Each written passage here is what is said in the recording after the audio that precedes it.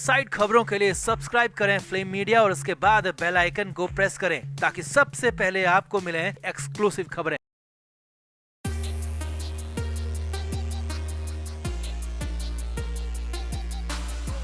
Film industry में एक वक्त था जब एक्ट्रेस मल्लिका शेरावत का नाम बहुत बड़ा हुआ करता था। मर्डर फिल्म के बाद तो मल्लिका फिल्म निर्देशकों की पहली पसंद बन चुकी थी, मगर इस फिल्म के बाद ही अचानक से मीडिया में मल्लिका की इमेज को बुरी तरह तार करके रख दिया। मल्लिका को गिरी हुई औरत कहा जाने लगा। मल्लिका पर कई तरह के लांछन लगाए गए और मल्लिका को एक तरह से मेन स्ट्रीम फिल्मों से पूरी तरह बाइकआउट कर दिया गया। अब तक ये बातें कई बार सामने आ चुकी है, मगर मल्लिका शेरावत ने खुद कभी इन बातों पर कुछ नहीं कहा। मगर अब पहली बार मल्लिका शेरावत ने अपना मुंह खोला है और नाम लेकर बॉलीवुड को खूब सुनाया है। मल्लिका ने न सिर्फ उस दौर के बॉलीवुड की सच्चाई बताई, बल्कि आज जो बॉलीवुड में गंदा खेल चल रहा है उसकी सच्चाई भी बेखौफ होकर बता दी। साथ ही ये कहकर सबको चौंका दिया कि मर्डर फिल्म के बाद 4 बार उन्हें मारने तक की कोशिश की गई। तो क्या कुछ कहा मल्लिका शेरावत ने अपने हालिया इंटरव्यू में और किस किस का नाम लेकर चौंका दिया,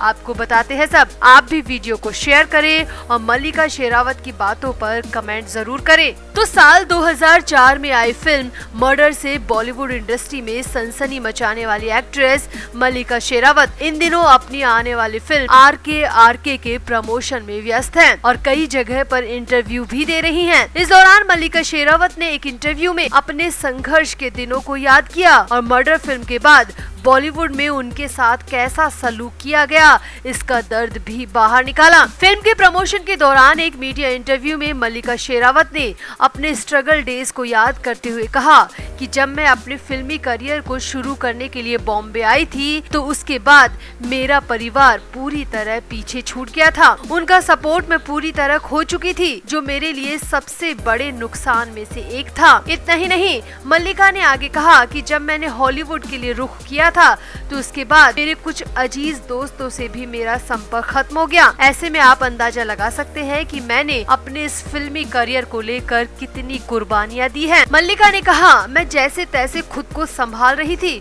और मर्डर फिल्म के बाद मेरा परिवार और मेरे दोस्त भी मेरे साथ ही थे, मगर इसके बाद कई नए एनिमी तैयार हो चुके थे। मल्लिका ने कहा कि मर्डर फिल्म के बाद मुझे लगातार 12 से 13 फिल्में ऑफर हुई थी और वो भी एक से बढ़कर एक प्रोडक्शन हाउस की, जिनमें 5 फिल्मों में तो मेन स्ट्रीम अभिनेता थे। मल्लिका ने कहा कि मैंने खुद ने मर्डर फिल्म के बाद अगले 2 महीने में 13 फिल्में साइन की थी। मल्लिका ने कहा कि उस वक्त मेरे पैर 7वें आसमान पे थे। मुझे इतनी खुशी थी कि खुशी में मैं रात भर सो भी नहीं पाती थी। मुझे लगता था कि जैसे इस दुनिया की सबसे किस्मत वाली लड़की मैं हूँ, मगर धीरे धीरे ये खुशी छिनती चली गई, क्योंकि अचानक से मुझे 13 फिल्मों में से 10 में से बिना किसी कारण के बाहर कर दिया गया और 3 में से सिर्फ एक फिल्म ही बन पाई। मल्लिका ने आगे बताया कि उस वक्त मीडिया में मेरे बारे में बहुत गंदा लिखा गया, मुझे समाज को बिगाड़ने वाली कहा गया, मुझे गिरी हुई और चरित्रहीन औरत तक कहा गया। मल्लिका ने कहा कि फिल्म गहराइया की जो मीडिया आज तारीफ कर रही है, वहीं मर्डर फिल्म के बाद वो ही मीडिया मुझे गिरी हुई और चरित्रहीन कह रही थी, क्योंकि गहराइया में दीपिका पादुकोण है जिसे बॉलीवुड का हमेशा से सपोर्ट रहा है, और मर्डर फिल्म में मैं थी जो कि पूरी तरह आउटसाइडर थी। ऐसा दोगलापन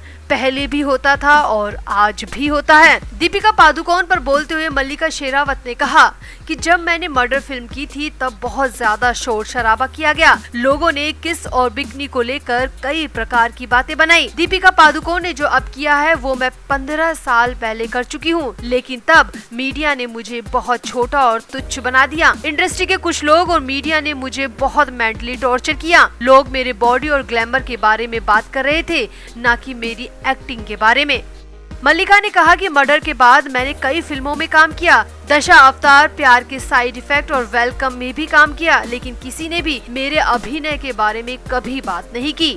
मल्लिका यही नहीं रुकी। मल्लिका शेरावत ने आगे कहा, मुझे बदनाम करने के लिए बाकायदा मीडिया को पैसा पहुंचाया जाता था। मेरे खिलाफ अनाप शनाप आर्टिकल पैसे दे देकर छपवाए गए। मैं खूब रोती थी।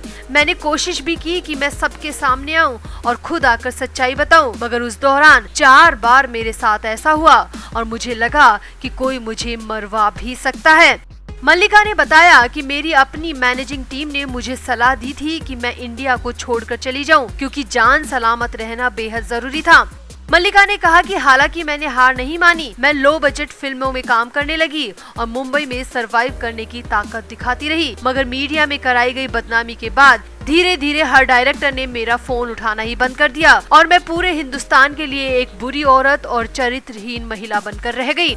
मल्लिका ने कहा कि जबकि सच तो ये है कि उस दौरान कई अभिनेता रात को 3-3 बजे मेरे घर का दरवाजा खटखटाते थे। मैं चाहूँ तो उनका नाम लेकर उनकी जिंदगी और करियर दोनों बर्बाद कर सकती थी, मगर मुझे तो फिल्में करनी थी, एक्टिंग करनी थी। जिस एक्टिंग के लिए मैंने अपना घर परिवार छोड़ा था वो सब करना था, मगर बॉलीवुड ने मुझे बहुत सताया, बहुत मेंटली टॉर्चर किया, जिसके बाद बॉलीवुड को और मुंबई को छोड़ने में ही मैंने भलाई समझी। तो वाकई में मल्लिका शेरावत को लेकर जो भी कहा गया था उस वक्त, उस पर मल्लिका ने सच्चाई बताकर सबको हैरान कर दिया कि कैसे एक आउटसाइडर को बदनाम किया जाता है और कैसे मीडिया हाउसेस में पैसा पहुंचाकर बेइज्जती करवाई जाती है। ये सब हरियाणा से मुंबई पहुंची मल्लिका शेरावत के साथ भी हुआ और मल्लिका ने ये सब बताकर सबको चौंका दिया। तो मल्लिका की इस इंटरव्यू पर और बॉलीवुड को लेकर किए गए इस चौंकाने वाले खुलासे पर आपका क्या कहना है? आप भी अपनी राय कमेंट बॉक्स में जरूर दें और वीडियो को भी शेयर करें।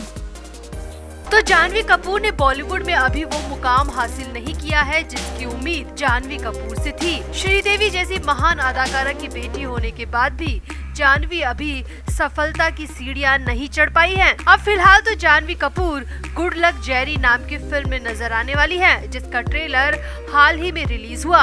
अब ट्रेलर को मिले रिस्पॉन्स के बाद जाह्नवी लगातार फिल्म के प्रमोशन में जुट चुकी है और इसी दौरान एक इंटरव्यू में जाह्नवी से नेपोटिज्म पर सवाल कर लिया, जिस पर जाह्नवी ने जो जवाब दिया इसकी उम्मीद शायद किसी को नहीं होगी। जाह्नवी से पूछा गया कि क्या वाकई में नेपोटिज्म बॉलीवुड पर हावी है या ये सिर्फ मनगढ़ंत बातें हैं, तो इस पर जाह्नवी ने एकदम से कहा, हाँ बॉलीवुड में नेपोटिज्म है और समय के साथ ये बढ़ता ही जा रहा है। जाह्नवी कपूर ने आगे कहा, हम भले ही इस बात को अपनी जुबान से स्वीकार करने की हिम्मत ना दिखाए, मगर ये सच है कि फिल्म इंडस्ट्री में नेपोटिज्म भरा हुआ है। जाह्नवी यही नहीं रुकी, उन्होंने आगे कहा, मैं हूँ या फिर सारा अली खान या फिर आलिया भट्ट, अगर हम आम घरों में पैदा हुए होते तो आज तक यहाँ शायद कभी नहीं पहुँच पाते, क्योंकि हम में ऐसा कुछ भी अलग नहीं है, हम आम लड़कियों की जैसी ही हैं। मगर हमारा जन्म किस परिवार में हुआ, हमारे माता पिता क्या करते हैं, इसकी वजह से हमें बॉलीवुड में आसानी से एक्सेप्ट कर लिया गया, वरना तो अभी मैं भी